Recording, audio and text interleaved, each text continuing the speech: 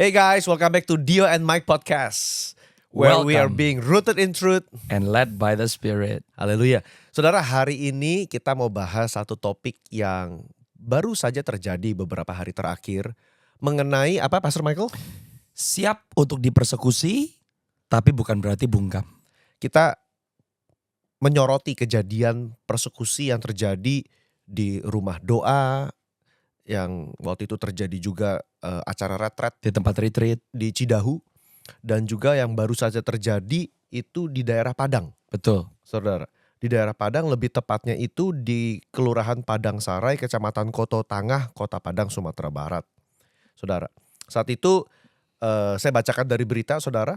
Saya kutip dari bbc.com. Pada tanggal 28 Juli 2025 berita ini masuk, saudara. Pendeta GKSI Anugerah Padang F. Daci ketika sedang melakukan pembinaan pendidikan agama Kristen kepada anak-anak kecil yang ada di rumah tersebut. Lalu ada orang mulai memukul jendela, menggunakan kayu, melempar kursi. Saya rasa juga saudara videonya ada tersebar di sosial media, saudara. Bahkan sampai ada 2 anak berusia 11 tahun dan 9 tahun menjadi korban pemukulan. Yang satu kakinya cedera, gak bisa jalan karena dipukul dengan kayu. Yang satu lagi bagian bahu dipukul dengan kayu. Keduanya sudah dibawa ke rumah sakit. Saudara, kita sebagai sesama Kristen tentu sedih ya. Betul. Dengar di negara Indonesia yang sebetulnya kebebasan beragama sudah diatur. Betul. Dan dilindungi oleh undang-undang. Saudara. Tapi ini terjadi lagi dan lagi. Betul, dan juga belum lama ini terjadi juga persekusi di Depok. Tapi saudara, we wanna make it clear bahwa kami sedang berbicara kepada orang percaya. Iya. Podcast ini, episode ini kami sedang berkata mau menguatkan orang percaya di dalam Tuhan Yesus Kristus. Iya. Jadi saudara, karena memang podcast ini kalau saudara menyaksikan dari awal, kita berbicara banyak mengenai teologi, firman Betul. Tuhan, kegerakan, saudara. Kita hari ini mau berbicara bagaimana respon orang percaya Yes. menyikapi ini. Dan saudara perlu tahu bahwa ketika kita mengikut Kristus, Yesus berkata, kamu pasti akan mengalami penderitaan di muka bumi ini. Yes. Karena itu Tuhan berkata, kalau kamu ikut aku, you have to count the cost. Yes. Hitung harga yang harus kamu bayar. Iya. Kamu ikut aku, siap-siap sangkal diri. Pikul salib. Ikut aku. Dan Yesus berkata, dunia membenci aku, dunia pun akan membenci kamu. Sudah ada ayatnya. Yes. Nah, tapi kan tentu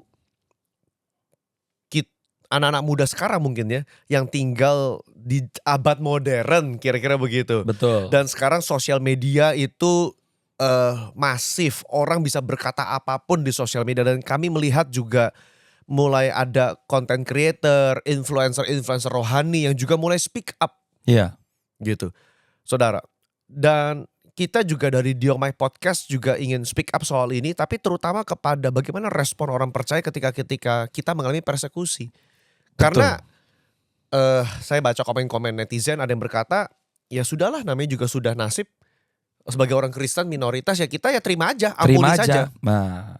Tapi ada juga yang berkata, iya, tapi bukan berarti kita gak bisa bersuara. Betul. Gitu. Maka kadang-kadang saudara ada gambar-gambar satir ya yang kita lihat gitu. Maksudnya ya saudara bisa temukan sendirilah di sosial media begitu.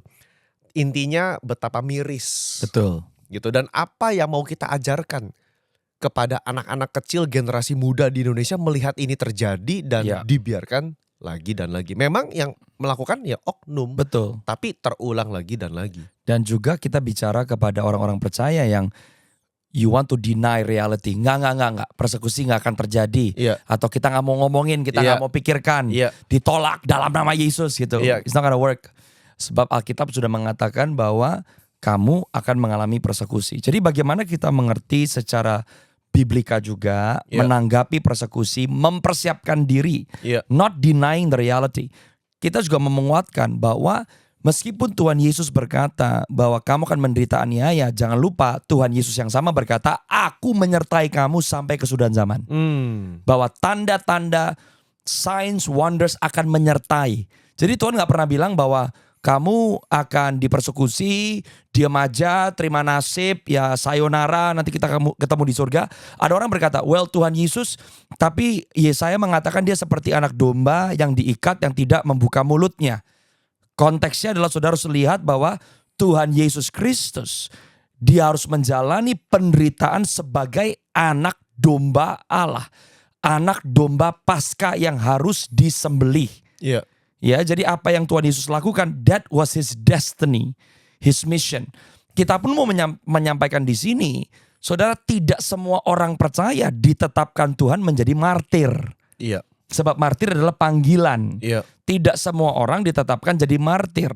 Tidak semua orang percaya akan menjadi martir. Tapi Tuhan Yesus berkata, nah Yesus Kristus Tuhan Sang Juru Selamat, that's his destiny. Dia mati untuk keselamatan manusia. Oke, bisa kita lihat juga contoh yang Tuhan Yesus lakukan. Dia memberikan nyawanya, martir gitu. Ya, that is the destiny of the Lord Jesus Christ. Ada orang-orang yang dipanggil menjadi martir, tapi tidak semua orang percaya adalah martir. Yang kita mau sampaikan adalah persekusi bicara tentang karena iman kita percaya kepada Tuhan Yesus Kristus, saudara dan saya akan dibenci, akan ditolak, akan dihina. Persekusi bisa bicara tentang persekusi verbal, persekusi fisik, persekusi saudara nggak diterima pekerjaan, Anda nggak diterima di sebuah perusahaan, Anda tidak diberikan peluang karena imanmu di dalam Tuhan Yesus Kristus.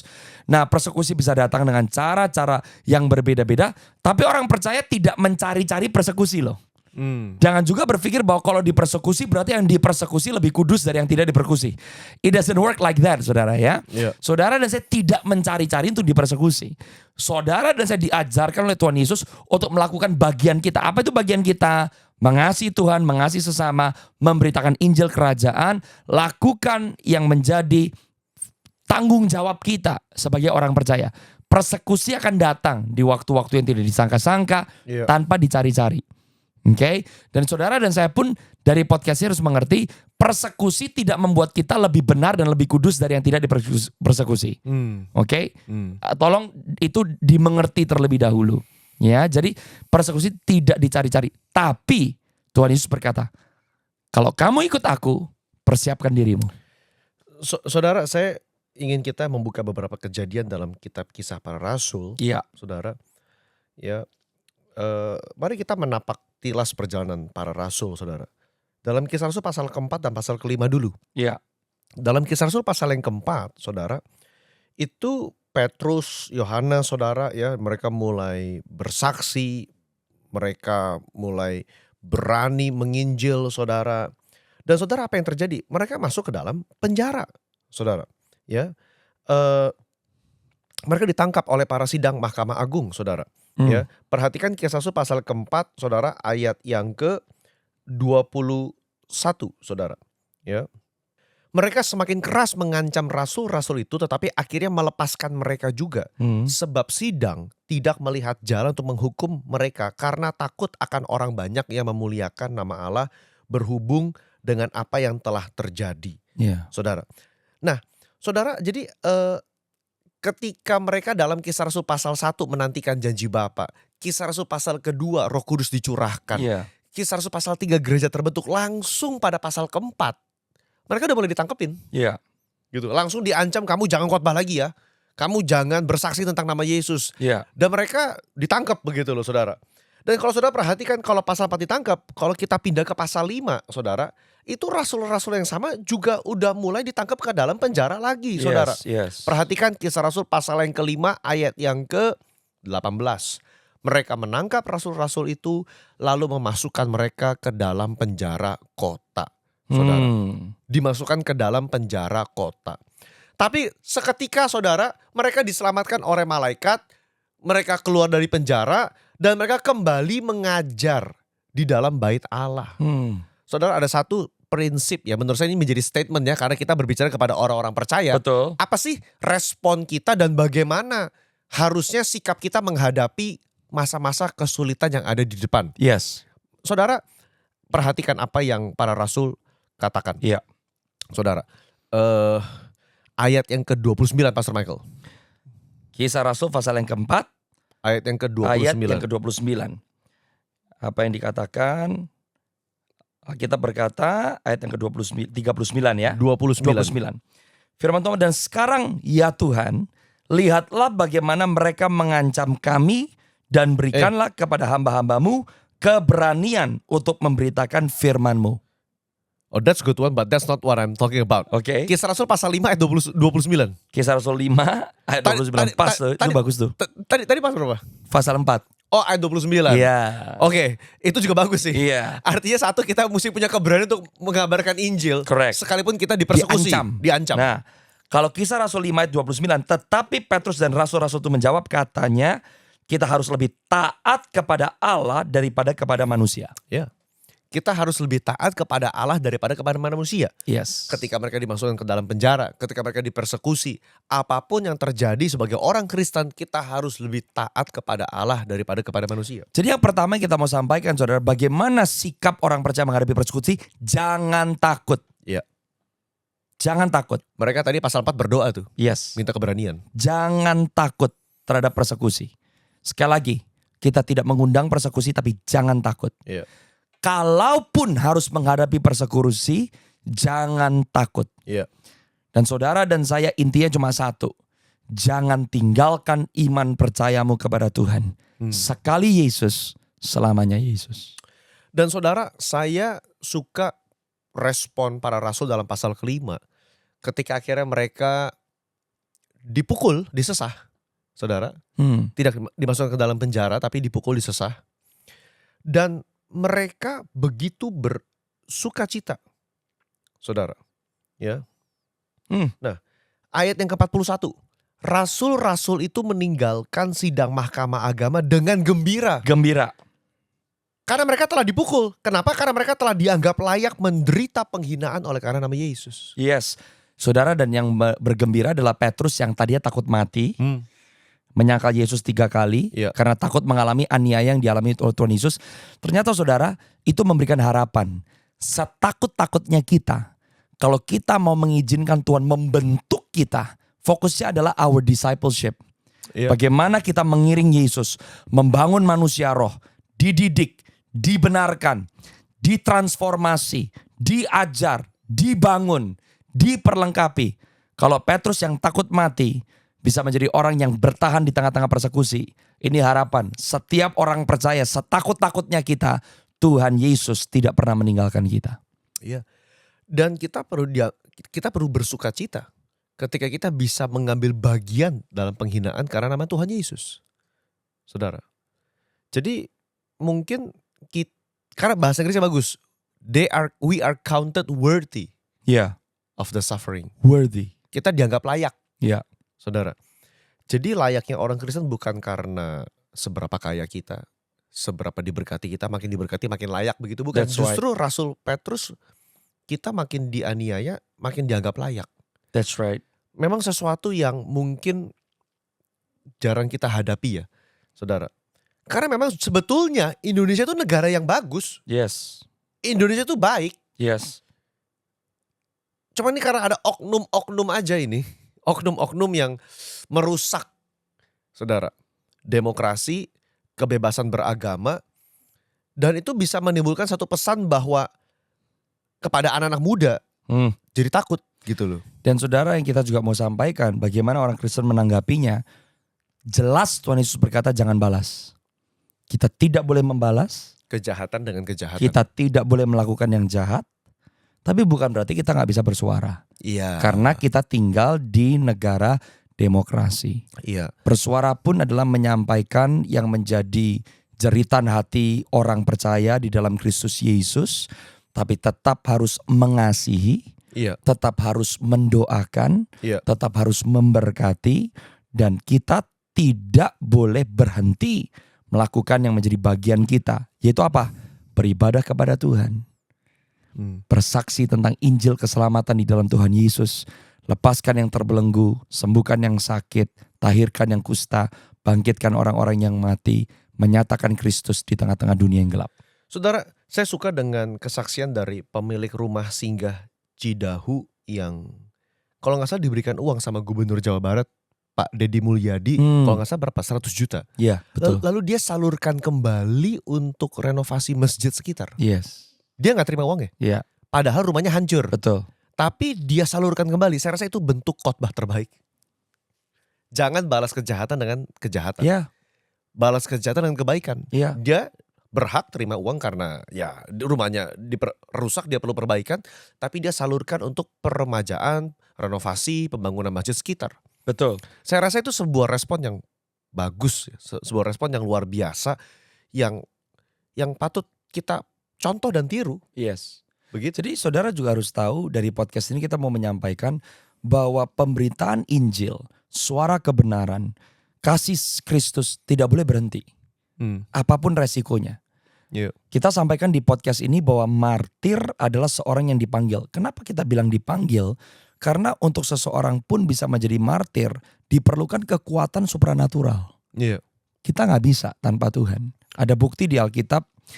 Bagaimana saudara, bayangkan gak Rasul sebelum Paulus menjadi rasul, waktu dia masih mempersekusi orang-orang Kristen, pengikut Kristus, ada seorang murid dan juga pemimpin di gereja mula-mula yang bernama Stefanus, dan dia dirajam sampai mati. Tapi Alkitab berkata waktu Stefanus sudah mau mati, tiba-tiba matanya terbuka, dia melihat ke langit, Tuhan Yesus berdiri di sebelah kanan Bapa melihat dia gitu. Habis itu Stefanus mati. Saya kadang-kadang berpikir bagaimana Stefanus bisa cerita apa yang dia lihat pas sebelum dia mati. Saya percaya itu supranatural. Disingkapkan kepada penulis kitab Kisah Rasul. Nah, yang menunjukkan adalah bagaimana orang dirajam, dilemparin batu, mungkin bisa koma, geger otak, pendarahan, melihat sebuah penglihatan. Kalau bukan berarti ada intervensi supranatural. Bahkan di tengah-tengah aniaya dan penderitaan, itu adalah pengharapan, saudara. Dimana kita gak perlu takut gitu. Iya. Tuhan menyertai. Dan panggilan seorang martir, orang-orang yang dikhususkan, saya percaya mereka punya keberanian ilahi, mereka punya tekad yang ilahi, dan juga martir-martir pun memiliki upah yang khusus. Saya percaya itu. Yang tercatat di Wahyu 6 ayat yang 9 sampai yang ke-11. Saya mau bacakan. Iya. Dan ketika anak domba itu membuka meterai yang kelima, aku melihat di bawah mezbah jiwa-jiwa mereka yang telah dibunuh oleh karena firman Allah dan oleh karena kesaksian yang mereka miliki. Mereka berseru dengan suara nyaring, katanya, berapa lama lagi, ya penguasa yang kudus dan benar, engkau tidak menghakimi dan tidak membalaskan darah kami kepada mereka yang diam di bumi. Mereka tidak pernah membalas orang-orang yang mempersekusi mereka, tapi martir ini berseru kepada Tuhan loh. Ini juga menunjukkan kita orang percaya. Kita terima persekusi tapi bukan berarti kita gak bisa berdoa. Iya. Kita dipersekusi bukan berarti kita gak bisa berseru kepada Tuhan. Iya. Arahnya kepada Tuhan, bukan ke orangnya. Bahkan darah martir pun masih berseru kepada Tuhan. Masih berseru kepada Tuhan. Berapa lama lagi? Berapa lama lagi? Jadi Tuhan ngajarin kita jangan balas bukan berarti bodoh gitu loh. Jangan balas bukan berarti gak bersuara. Kita juga mau menyampaikan, di tengah-tengah keadaan yang sedang terjadi di bangsa yang kita cinta Indonesia, apa sih respon orang percaya? Seharusnya berdoa. Berdoa. Minta kekuatan seperti para rasul di Kisah Rasul 4. Supaya kami tetap berani, kami gak kandas imannya. Mendoakan orang-orang yang dipersekusi. Meminta belas kasihan kepada Tuhan. Dan mendoakan orang-orang yang memperkusi supaya juga diberikan damai dan kasih. Dan keterbukaan. Dan supaya juga mereka mengalami kasih Tuhan. Iya. Nah, ayat yang ke-11 berkata di Wahyu 6. Dan kepada mereka, para martir, mereka masing-masing diberikan sehelai jubah putih, dan kepada mereka dikatakan bahwa mereka harus beristirahat sedikit waktu lagi hingga genap jumlah kawan-kawan pelayan dan saudara-saudara mereka yang akan dibunuh sama seperti mereka. Ini menunjukkan bahwa mereka terima jubah putih, jubah yang berbeda. Diperuntukkan hanya kepada para martir. Tapi dengan jelas ayat ini juga berkata bahwa akan ada martir-martir yang lain gitu. Martir-martir di setiap generasi yang memang dipanggil oleh Tuhan. Dan Alkitab sudah membuktikan seperti Stefanus kalau kita melihat. Oh haleluya. Kematiannya menuai Rasul Paulus. Yang bunuh Saulus loh waktu itu. Dia ada di situ dan dia menyaksikan jubah Stefanus ada di kaki Saulus. Tapi kematian Stefanus, kematian Stephen, oh my goodness, menuai rasul yang merubah sejarah yang menulis perjanjian baru yang kita kenali, sebagian besar dari perjanjian baru. So, saya terlalu percaya saudara, seperti darah Habel yang berseru kepada Tuhan. Iya. Betul ya? Iya. Darah Habel yang berseru. Ada kuasa seperti darah Tuhan Yesus Kristus nih, ini juru selamat dunia nih.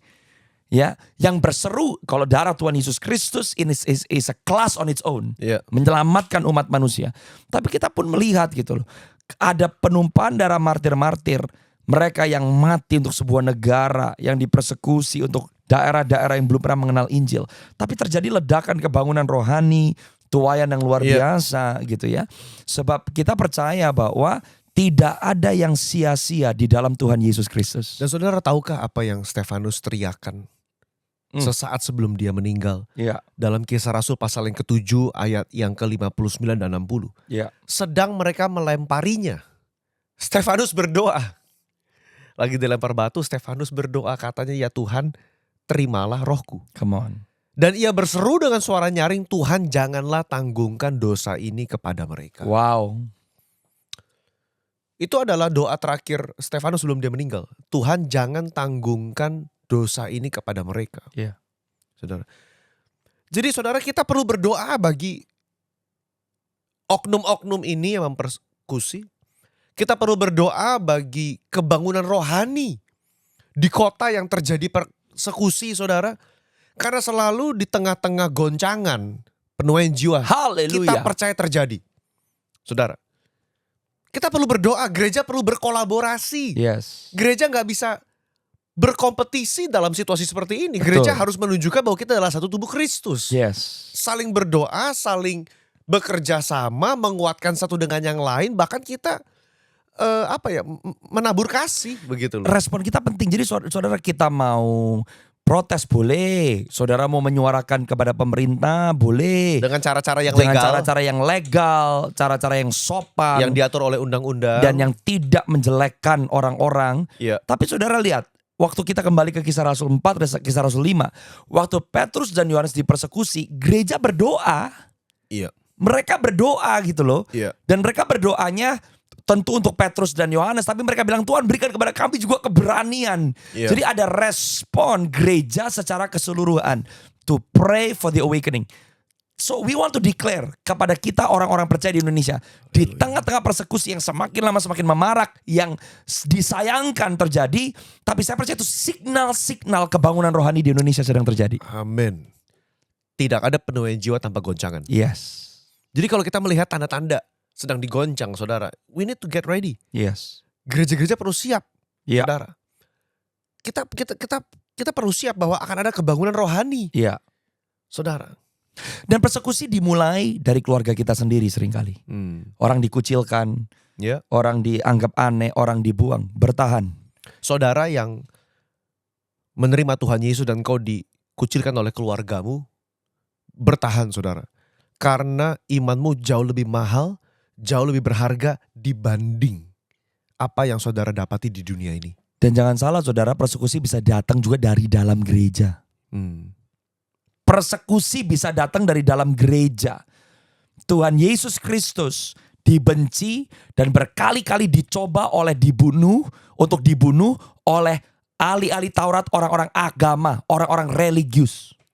Yang hafal hukum Taurat. Hafal hukum Taurat. Mungkin saudara ngalamin persekusi, dicemooh karena Anda berdiri di atas kebenaran. Menurut saya di akhir zaman, persekusi paling hebat untuk orang percaya itu akan terjadi dari dalam bukan dari luar. You and I have to prepare. Jadi mungkin saudara dan saya sudah ngalamin persekusi, tapi respon kita menentukan. Contoh respon, saudara dipersekusi karena Anda berdiri di atas kebenaran firman. Sesuatu yang salah di dalam gereja, Anda katakan salah. Anda malah dicopot dari jabatan, dikucilkan dari pelayanan. Saudara, lakukan bagianmu, tapi saudara kalau misalnya saudara dibuang, jangan sampai punya mentalitas seperti orang buangan gitu loh. Dan yang lebih parah, jangan membuang diri.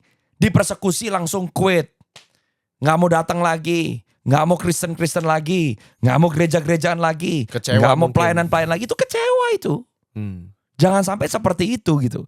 Karena juga terjadi di dalam gereja-gereja lokal, persekusi terjadi. Udah bukan rahasia umum, ada gereja yang pemimpinnya melakukan kesalahan secara seksual sudah dipidanakan. Orang yang ngomong kebenaran dibuang, dilempar dari gerejanya. Itu juga bentuk persekusi. Berkata ya di atas ya dan tidak di atas tidak. Jadi sebetulnya persekusi juga fokusnya bukan bicara kepada siapa yang mempersekusi. Di tengah-tengah persekusi fokusnya adalah kita yang dipersekusi. Dipersekusi karena iman, percaya, mau siapapun yang mempersekusi. Cara persekusinya bentuknya seperti apa. It's all about our faith. Kita juga mau bicara, jangan sampai kita dipersekusi bukan karena iman, kita dipersekusi karena kita nyebelin gitu loh saudara, itu beda tuh. Kayak itu ada ayatnya deh. Itu ada ayatnya. Ada orang dipersekusi karena emang lu nyebelin. Itu namanya lu bukan dipersekusi, lu lagi disadarkan bertobat. Cuy, halo, haleluya. Itu aduh ayatnya di mana sih? Aduh, jadi lupa nih. Ya kan? Coba sambil Pastor Dio tanya nih. Jangan dikit-dikit wah saya dipersekusi. Enggak, kan emang lu nyebelin, gak ada yang suka malu gitu loh. Berarti mesti bertobat. Iya. Mesti sadar diri gitu. Makanya kita bilang persekusi itu gak dicari-cari. Persekusi gak dicari-cari gitu loh saudara. Jadi jangan kita nyolot. The moment ada orang yang negur kita, saya dipersekusi. Bukan, emang lu nyolot gitu loh. Aduh. Ketemu gak Pastor Dio? Aku 1 Petrus 4 ayat 15 sampai 16. Oke. Ini coba. 1 Petrus 4. Ini ayat ada di Alkitab, saudara, kata saudara pernah baca atau enggak? 1 Petrus 4 ayat 15 sampai 16. Ini sedang berbicara mengenai menderita sebagai orang Kristen. Yeah. Tuh, saudara udah ada ayatnya. Saudara, bahkan saya baca dari 12. Yeah. Saudara jangan heran kalau ada nyala api siksaan datang seolah-olah sebagai sesuatu yang luar biasa terjadi atas kamu. Sebaliknya bersukacitalah sesuai dengan bagian yang kamu dapat dalam penderitaan Kristus. Supaya kamu juga boleh bergembira dan bersukacita pada waktu ia menyatakan kemuliaannya. Nah saudara nih ayat 15. Pastor Michael. Janganlah ada di antara kamu yang harus menderita sebagai pembunuh atau pencuri atau penjahat atau pengacau. Tetapi jika ia menderita sebagai orang Kristen, maka janganlah ia malu. Melainkan hendaklah ia memuliakan Allah dalam nama Kristus itu. Jadi kalau kita menderita karena dosa dan kesalahan kita, itu ya, bukan persekusi. Bukan persekusi. Jadi Petrus udah bilang jangan kalau kamu menderita itu kamu sebutnya sebagai membawa kemuliaan, justru kamu membawa malu. Betul. Bagi nama Tuhan gitu loh. Betul. Kalau mau menderita, menderitalah demi nama Tuhan Yesus. Yes. Nah saudara, kalau saudara baca ayat barusan, maka kita perlu memikirkan ulang gitu, gaya hidup orang Kristen di tengah-tengah bangsa Indonesia harusnya bagaimana? Ya. Jangan juga kita menjadi batu sandungan. Betul. Gitu loh. Betul. Tapi sekalipun kita udah berusaha semaksimal mungkin, kita hidup benar, kita kerja berintegritas, tapi kita mengalami persekusi, sudah terima sebagai sebuah apa ya? Ya kegembiraan karena kita telah bisa mengambil bagian dalam penghinaan karena nama Tuhan kita Yesus Kristus. Betul. Dan saudara, saya menemukan amazing ketika Rasul Paulus, dan nanti sebentar kita akan baca dalam Kisah Rasul 21, 22. Dia tahu bahwa dia akan mati. Dia tahu bahwa dia akan, karena Agabus sudah bernubuat. Ya. Barang siapa yang ada ikat pinggang ini dia akan ya menderita bagi namaku begitu. Dia tahu hidupnya akan susah. Tapi Paulus punya hikmat. Saudara, dalam mengatasi persekusi yang terjadi dalam dirinya. Inilah mengapa kita berkata dari awal, dipersekusi oke, tapi jangan bungkam gitu loh. Jangan bungkam. Mesti punya hikmat juga, saudara. Betul. Mari kita buka dalam Kisah Para Rasul, saudara. Kita lihat Kisah Rasul pasal 21, ayat 27 dan seterusnya. Saudara melihat dalam judul perikop Paulus ditangkap. Karena dia mulai berkhotbah menginjil kepada teman-teman sebangsanya orang-orang Yahudi. Ya. Saudara. Ya kan? Lalu dihasut, dituduhkan bahwa ia membawa orang Yunani dan menajiskan tempat suci ini. Lalu karena mereka melihat Paulus membawa beberapa orang-orang Yunani teman-temannya, saudara, ya. Lalu mereka mulai gempar, mulai heboh dan mereka mulai memukuli Paulus langsung, saudara. Ya, tahu dari mana? Karena ayat yang ke-32. Kepala pasukan langsung segera bergerak dengan prajurit-prajurit dan perwira-perwira dan maju mendapatkan orang banyak itu. Ketika mereka melihat dia dan prajurit-prajurit itu, berhentilah mereka memukul Paulus. Come on. Jadi dia udah dipukul, saudara. Bahkan kepala pasukannya mendekati Paulus, diikat dengan 2 rantai, dia tanyakan kamu siapa, kamu ngapain segala macam, saudara. Ya, bahkan mereka terpaksa membawa Paulus ke dalam markas karena begitu ribut. Begitu ributnya, saudara. Dan di situ Paulus memberanikan diri untuk meminta izin berbicara. Yeah. Saudara. Di situ Paulus nggak ngomong apa-apa. Yeah. Dia dipukul selesai. Saudara, tapi kalau saudara perhatikan pasal yang ke-22, saudara, ya. Saudara perhatikan pasal yang kedua ini setelah Paulus berbicara nih, stop sampai di waktu martir Stefanus. Ayat yang ke-20 dan 21. Ketika Paulus mulai ngomong soal Stefanus dan panggilannya memberitakan Injil kepada bangsa-bangsa, rakyat mulai berteriak-teriak, "Enyahkanlah orang ini dari muka bumi sebab ia tidak layak hidup." Kembali kepala pasukan membawa dia ke markas, ayat 24, dan mulai menyesah dia, mulai memukul dia. Saudara, ayat 25 perhatikan. Di sini Paulus, saudara, dia gak bungkam. Tapi ketika Paulus ditelentangkan untuk disesah, dia berkata, "Bolehkah kamu menyesah seorang warga negara Rom? Apalagi tanpa diadili." Begitu mereka tahu bahwa Paulus adalah warga negara Rom, langsung mereka takut, gak berani. Karena gak boleh menyesah warga negara Rom tanpa pengadilan yang proper. Saudara, langsung dia minta untuk diperhadapkan dengan para mahkamah agama. That's right. Saudara, jadi Paulus juga gak bodoh dalam arti dia diam aja. Ya sudahlah, aku dipukul, disesah demi nama Tuhan. Ya sudah menjadi nasib. Enggak, dia memanfaatkan kewarganegaraan Romnya untuk berkata, entar dulu. Kenapa? Karena Paulus melihat dengan cara dia diadili, dia punya kesempatan lagi untuk bersaksi tentang nama Yesus. That's right. Haleluya. Gitu loh. Dia pinter. Dia menggunakan warga negaranya supaya dia nggak dipukulin. Ada kesempatan ngomong ke mahkamah agama. Kalau saudara perhatikan dalam pasal berikutnya, pasal 23, saudara. Sambil menatap anggota-anggota mahkamah agama, Paulus berkata, nah mulai saudara, dia bercerita semua. Mulai dia berkhotbah, dia bercerita saudara. Ya. Tapi memang sih akhirnya dia juga mau dibunuh juga. Tapi dia menggunakan sumber daya yang dia punya begitu loh. Dia nggak dalam artian polos-polos. Ya sudahlah. Betul. Aku dipukul lah, memang sudah nasib. Aku akan menjadi rasul yang disiksa. Dia berkata, aku warga negara Rom. Emang kau boleh pukulin aku? Betul. Gitu. Betul. Tapi saudara, in the end, ya kita tahu cerita Paulus. Dia akhirnya bersaksi sampai ke Roma. Sampai dia dipenggal. Tapi memang itu panggilannya Paulus. Saudara. Memang panggilannya seperti itu. Nah saudara, dalam konteks kita sebagai orang percaya di Indonesia, panggilan tiap orang beda-beda. Betul. Panggilan tiap gereja beda-beda. Tapi yang pasti kita dipanggil untuk menggaungkan amanat agung. Menggaungkan Injil. Saudara. Kalau melanjutkan apa yang Pastor Dio katakan, persekusi kita berbeda-beda. Tapi jangan sampai kita meninggalkan iman kita. Ternyata untuk orang bisa meninggalkan iman gak usah harus dipenjara dulu.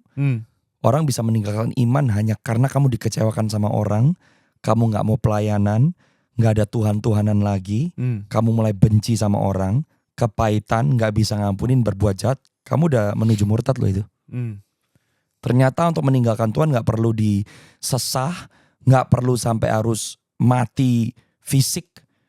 Kamu bisa meninggalkan iman kamu karena kamu direnggut sama kekecewaan. Dan itu bentuk dari orang yang tidak tahan di tengah-tengah persekusi. Dan selalu kan bicaranya adalah, wah bukan saya yang salah. It's not fair. That person is wrong. Ya itu persekusi itu. Kalau kamu apalagi tahu lu gak salah gitu loh. Memang lu gak terbukti salah, ya itu persekusi. Kalau kamu salah ternyata lain lagi ceritanya. Tapi saudara dan saya dari podcast ini harus tahu, kita tidak bisa menghindari persekusi. Tapi ada kemuliaan di balik persekusi. Dan kita berdoa makin besar persekusi yang terjadi, makin besar goncangan saudara. Kita berdoa sungguh-sungguh penuaian jiwa terjadi besar-besar untuk Indonesia. Amin. Kemuliaan Tuhan dinyatakan bagi kota demi kota di Indonesia saudara. Apapun caranya, kalau memang Tuhan mengizinkan untuk goncangan terjadi, so be it.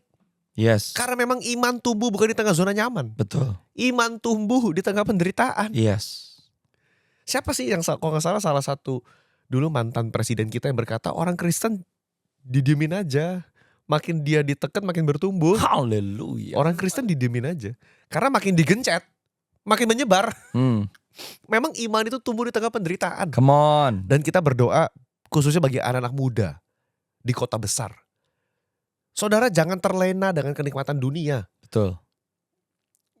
Saking relevannya kita gak bisa dibedakan antara orang Kristen, anak muda Kristen dan anak muda non-Kristen. That's right. Saking relevannya. That's right. At the end of the day, you have to count the cost. Karena saudara harus tahu selalu ada sacrifice. There is power in sacrifice. There is no Christianity without sacrifice. Nggak ada. Betul. Haleluya. Jadi saudara, lewat podcast ini kita mau berdoa. Nanti mungkin Pastor Michael mau tutup dalam doa. Kita mau berdoa bagi gereja-gereja, hamba-hamba Tuhan yang mungkin menyaksikan saudara yang di daerah-daerah saudara yang sedang mengalami persekusi. Kita mau berdoa untuk saudara supaya saudara kuat. Amin. Saudara jangan kehilangan iman. Dan percayalah saudara, Allah yang kita sembah adalah Allah yang setia. Amin. Immanuel, aku akan menyertai kamu sampai kepada akhir zaman. Amin. Mau kita berdoa. So let's pray. Bapa, kami berdoa memberkati bangsa kami Indonesia. Amin.